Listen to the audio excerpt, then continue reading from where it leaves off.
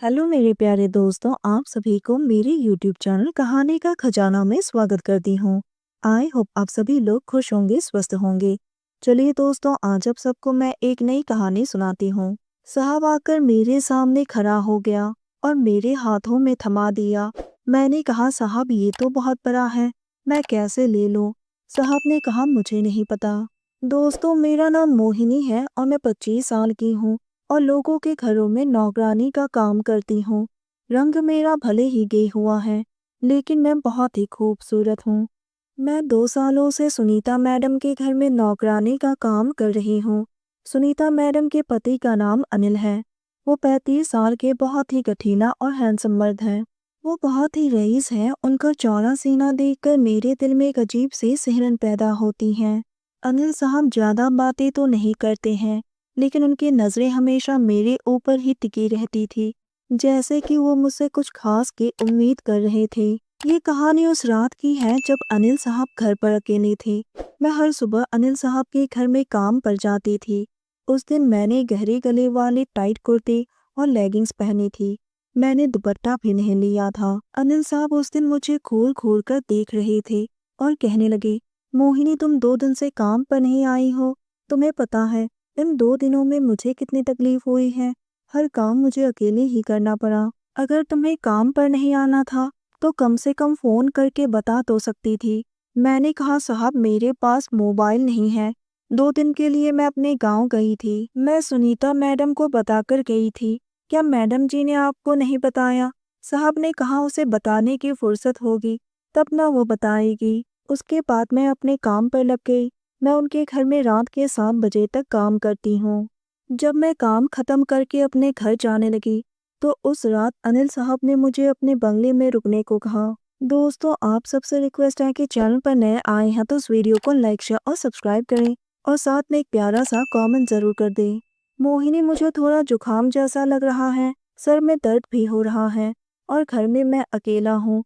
किसी भी चीज़ की रात को ज़रूरत पड़ सकती है।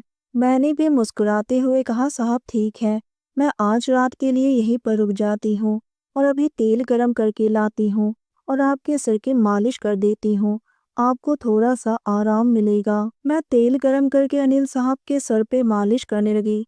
मैंने कहा, साहब आपकी तबीयत इतनी खराब है तो आप मैडम को फ़ोन करके बताते क्यों नहीं हो? साहब ने कहा, तुम्हारी सुनीता मैडम को बताने का क्या फ़ायदा जब वो अपने पति का सम्मान ही नहीं करती हैं। मैंने पूछा, क्यों साहब, आप दोनों की बनती नहीं है क्या? साहब ने कहा, शादी के बाद से ही मेरी पत्नी मुझे उतना समय नहीं देती हैं जितना कि एक पत्नी को देना चाहिए। वो काम का बहाना करके अपने यार दोस्तों के साथ एंजॉय करती हैं। मैंने कहा, फिर भी साहब आप एक बार मैडम को मेरे सामने ही फ़ोन लगाओ। साहब ने 2-3 बार सुनीता मैडम को फ़ोन लगाया, पर मैडम ने फ़ोन रिसीव नहीं किया और मुझे डिस्टर्ब मत करो लिखकर मैसेज भेज दिया। उसके बाद मैं पूरी तरह से निश्चित हो गई थी कि साहब और मैडम में सब कुछ ठीक नहीं चल रहा है। धीरे धीरे मालिश करते करते मैं अपना हाथ नीचे ले गई और साहब के सीने पर अपना हाथ फिराने लगी। अनिल साहब ने भी मेरे हाथों को पकड़ लिया। उनकी सांसें तेज हो गई। उनकी आंखें मेरे पर ही अटक गई। उन्होंने कहा, आज रात के लिए तुम इस घर की मालकिन बन जाओ। सुनीता मैडम का हक मैं तुम्हें देता हूँ।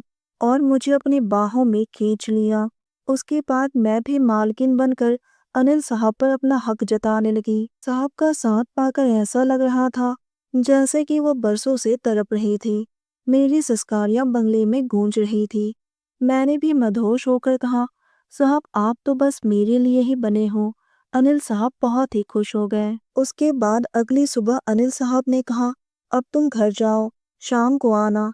शाम को मैं उनके घर काम करने गई। मैं रसोई में खाना बना रही थी, तभी साहब आकर सामने खड़ा हो गया और उन्होंने मेरा हाथ पकड़कर मेरे हाथों में रख दिया। मैंने कहा, साहब ये तो बहुत बड़ा है। साहब ने कहा, बड़ा या छोटा मुझे नहीं पता, लेकिन तुम्हें तो लेना ही होगा। साहब ने मुझे बहुत खूबसूरत सा मोबाइल गिफ्ट किया। मैं बहुत ही खुश हो गई। उस दिन के बाद से हम दोनों के रिश्ते ने एक नया मोड़ ले लिया, जो आज भी कायम है। दोस्तों, आप सबने अपना कीमती समय निकाल के इस वीडियो को सुना, इसके लिए आप सभी को धन्यवाद करती हूँ। धन्यवाद दोस्तों।